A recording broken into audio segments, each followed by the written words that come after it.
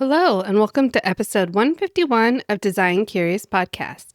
I'm your host and mentor, Rebecca Ward.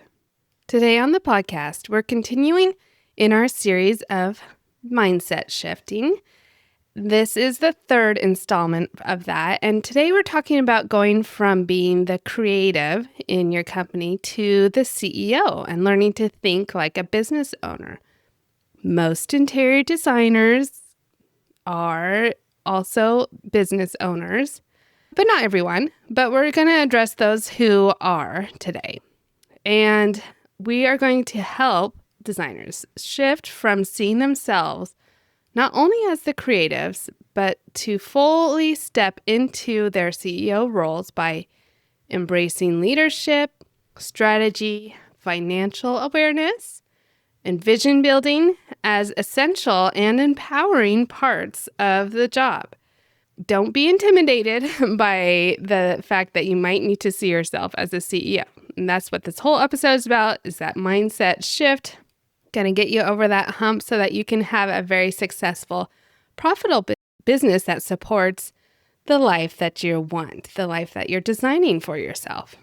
Before we get into the episode, I want to remind you we have some great downloads for you. In the show notes, we have 3 things I wish I had known before starting my career in interior design. I talk about those 3 things. And then we also have a quiz for you. You can find out more about My Design Mentor, which is my online mentorship platform that gives you both education and support as you're starting out your career. Okay, now let's get into the episode. You're now listening to Design Curious, a place where you, creative one, are here to learn about what it really is like to be an interior designer. And I'm your host and mentor, Rebecca Ward. If you're worried about how to succeed in a creative career, if you're ready to learn your next steps to become an interior designer, and if you want the satisfaction of doing something you love every day, you are in the right place. Grab a coffee, a notebook, and let's dig into today's episode. So if you love the creative side of design, as we all do, we wouldn't be in this if we didn't, but maybe you're feeling overwhelmed by business decisions, you're not alone. But here's the truth. The most successful designers aren't just artists, they're leaders. And here's the great news. You can be both a leader and a creative. Imagine that. Okay, so we have talked about building a business that supports the life that you're designing a life that you love. We've talked about shifting your mindset on being the expert and showing up at your initial consultations to secure that project and give the client confidence. So now you have the project, you've got to run your business. And so let's talk about the whole part of the business and running your show like a CEO. First of all, why are creatives resistant to having a CEO role in their company?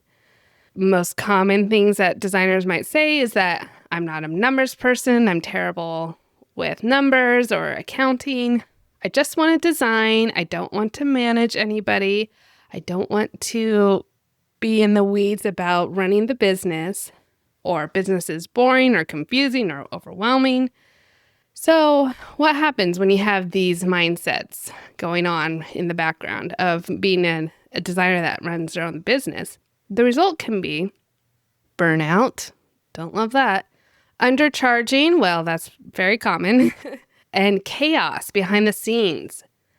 Maybe you've had this experience. You stepped into a project that a previous designer had been working on, and the client just couldn't handle it anymore because there was so much chaos going on in that designer's process that they would meet with the client and then they'd meet with them 5 more times to decide the tile. And then they wouldn't hear from the designer for 4 weeks. And then they'd get a bill for $5,000 and all of a sudden that they're ready for the consultation. So there's chaos going back and forth. There's no system, no communication. And unfortunately, that is a common path for creatives to fall into.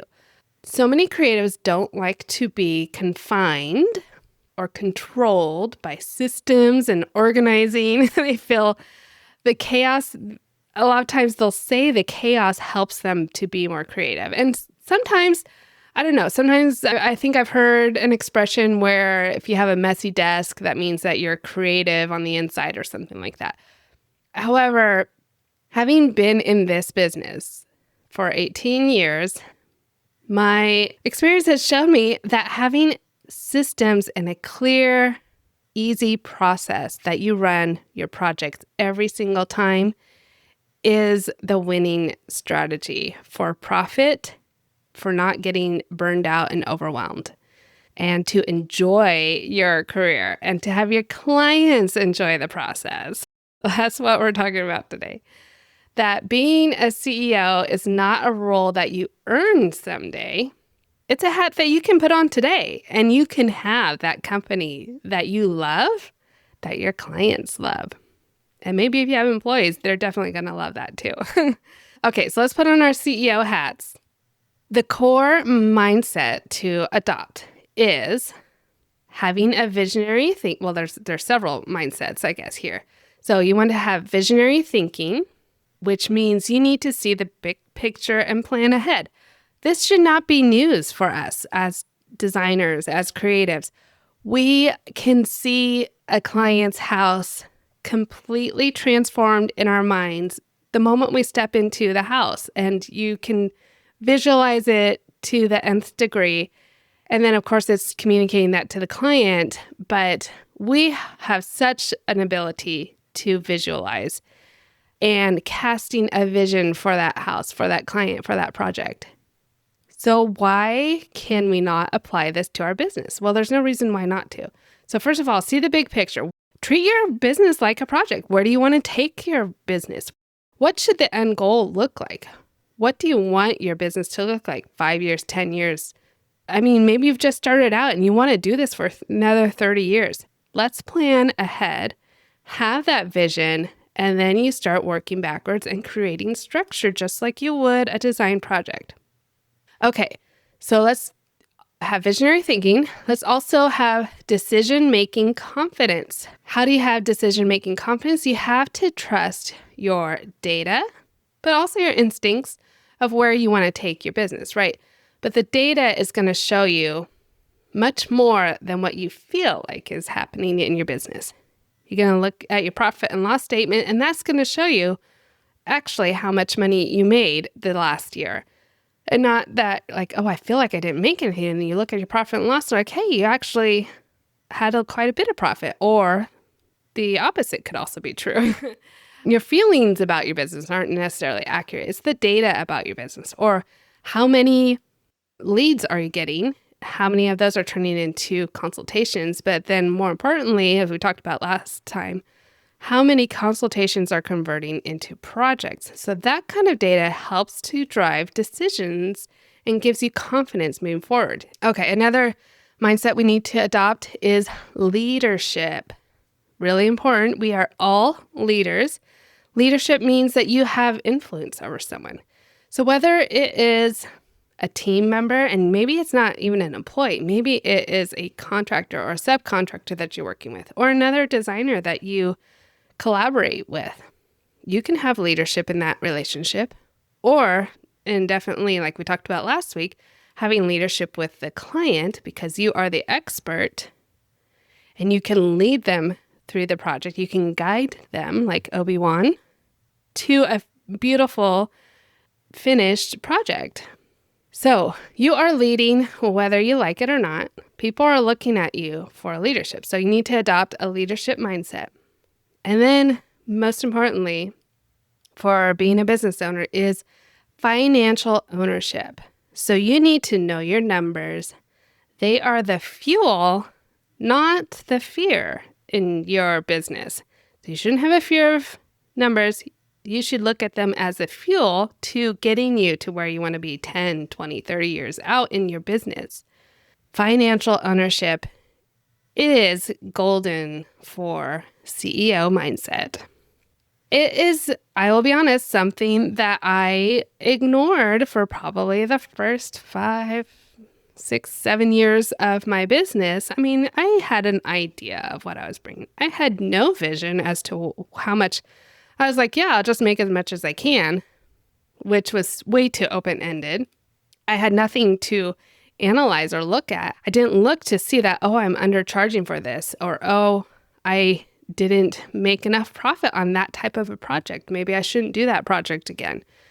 So I had my head in the sand, I would say, for the first part of my career. And like I've said before, I didn't seek out coaching.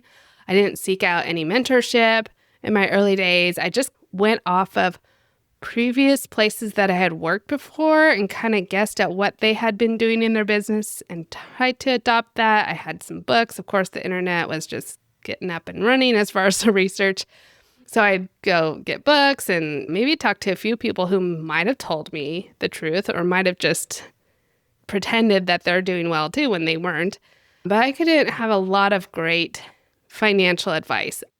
I probably got the most from networking groups that I belonged to, where there was an insurance agent, there was a financial bookkeeper, and people who was like, oh, hey, you actually need to set up your books this way so that you can run your numbers at the end of the year and not just have a spreadsheet. So I kind of baby stepped into my CEO mindset, and it really doesn't have to be that way. I'm sure I would have been farther along in my journey had I even set out to have a vision to plan from the get-go. But no, my vision was very short-sighted. I just wanted to have my own business. I wanted to make some money, and that was about it. So don't be like me. Learn from my mistakes. That's why you're here, right? So learn to love your profit margins. Don't be scared by these financial terms. They're just a new language per se. Designers might talk about elevations and floor plans and section cuts or something like that. People might not know what we're talking about. So it's just learning that vocabulary. Profit margins, project forecasting. If it is overwhelming to you, then hire someone to help you with it. Get some financial coaching. Get a financial advisor, get a mentor, get a coach in design or business. And that is going to get you over that hump of being intimidated by the numbers. So put on that hat. What are some practical shifts to step into this role? Well, you're going to want to schedule CEO time every week to review your goals, your finances, your strategy. You can't just be in the project all the time. You actually have to take some time during the week to run your business as well. You have to make sure you're billing and getting paid. But you also need to be filing your taxes. There's a lot of things that go along with owning a business. But if you schedule it weekly, then it's very manageable as opposed to putting it off. And then at the end of the year or come tax time and you're trying to do all those things, it's definitely going to be overwhelming. So set weekly time to review your goals, your finances, your strategies for your business. Get help where you're weak. So understand if you're not great with numbers, get a bookkeeper. Well, do that anyway. I don't think a designer needs to be their own bookkeeper. Get your systems in place, hire a virtual assistant. We've recently talked with Renisha about having a virtual assistant in all areas of your design business. So you can listen to that episode and hire one if you need it. You can use tools that make you feel in control. So spreadsheets, dashboards of different softwares, or even sticky notes, if that's what you need. If you need something tangible and you need a wall of sticky notes to remind you, whatever your system that works for your brain, do that. And create systems so that you're not reinventing the wheel every time. For the longest time, I had no standard operating procedures, or SOPs as we'd call them for short. I would get a new project and be like, oh yeah, okay, so now what do I do again? How do I start this? Floor plan. Okay, let's do the floor plan. Oh, I need to go measure first. Okay, let's measure. Oh, I need to make sure that the window covering installer is there so he can measure the windows. And these are just things I had to remember every time. I didn't have a list written down of the standard things I need for every project and each step that we go through. And once I did that, piece of cake. Every project, no problem. I just set up the task and assign a date, and then off we go, getting that project done. Before I had those SOPs, I would inevitably forget a step or forget a part of the process. You don't want to be doing that. That creates chaos. We don't like that. Okay, so structure supports creativity. And when you know your business is steady, you show up with more confidence and less chaos. And of course, being a CEO doesn't mean that you're doing it all alone. So real leadership includes delegating, finding someone else to do it, setting boundaries. So, doing it within a 9 to 5 so you're not going crazy. So you actually have family time and you enjoy your life and you've designed this life that you love. Creating a culture, even if it's just for you right now. Maybe you have a vision of having a studio with 5, 7, 20 employees working under you. You need to think about that culture that you're going to create now to make sure that it gets easily implemented as you hire along the way. And then let go of that martyr mindset. Exhaustion is not proof of success. And just because you would maybe do this for free because you love it so much and you're so passionate about it doesn't mean that you should, right? And doesn't mean you should sacrifice all of your own personal time and money to please the client. So your clients will feel your energy that you're bringing to the table. A well-resourced designer does better work. So you want your clients to recognize that you are the boss, that you're in control of a well-run, well-oiled machine of a company. Okay, so what should we do with all this information? Block out 1 hour CEO date with yourself this week, okay? So sit down and say, what do I need to do in my business to move the needle right now? Or how can I make it better at least one part of the business this week? And choose one of the following to either maybe review your financials, to audit your process, or set a new 90-day goal. Start practicing vision planning if you haven't done that before. All of this is going to take practice and you're going to improve over time as you do it more. Okay, so those are all of the things about being a CEO. Don't forget the different hats that you have to wear. A CEO wears different hats, right? Because we have different mindsets we need to keep in mind. So that is visionary thinking, decision-making confidence, leadership, and financial ownership. So those are the key things for shifting your mindset into being the CEO of your company. And you're going to love it, I promise you.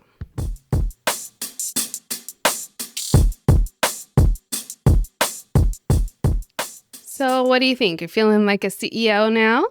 Might take some time to work on it and really get to feeling like that you are the owner and that you are here to make a business run successfully, not just be an interior designer. So which CEO hat are you putting on this week? Are you a visionary, a leader, or a CFO? Tag me or DM me on Instagram and let me know. And be sure to tune in for our final episode in 2 weeks of the series, How to Deal with Imposter Feelings and Remind Yourself that you're not alone in this. Okay, next week we're going to have another great interview. And until then, stay creative. Thanks for listening. If you love this episode, please leave a rating and a review. This helps me reach other curious creatives like you. If you have a topic request or would like to contact me, simply head over to my website, rwarddesign.com, or email me at podcast@rwarddesign.com.